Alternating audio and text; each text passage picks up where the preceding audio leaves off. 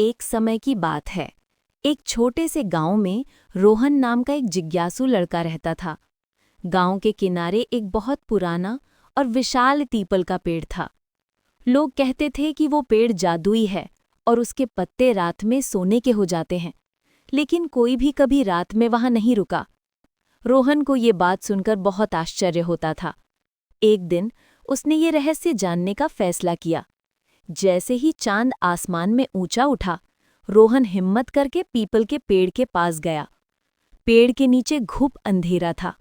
रोहन थोड़ा डरा, पर उसने अपनी आंखें बंद की और मन में सोचा, अगर तुम जादुई हो तो मुझे कुछ दिखाओ। जब उसने आंखें खोलीं तो उसने देखा कि पेड़ के तने पर एक छोटा सा दरवाजा चमक रहा था। दरवाजे पर एक छोटा सा संदूक रखा था।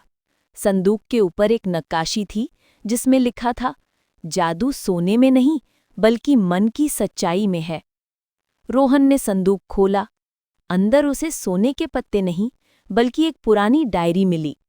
डायरी में गांव के लोगों की कहानियां थीं, कैसे उन्होंने एक दूसरे की मदद की, कैसे मिलकर बाढ़ का सामना किया और कैसे खुशियां बांटी। रोहन को समझ आया कि पीपल का पेड़ सही में जादुई था।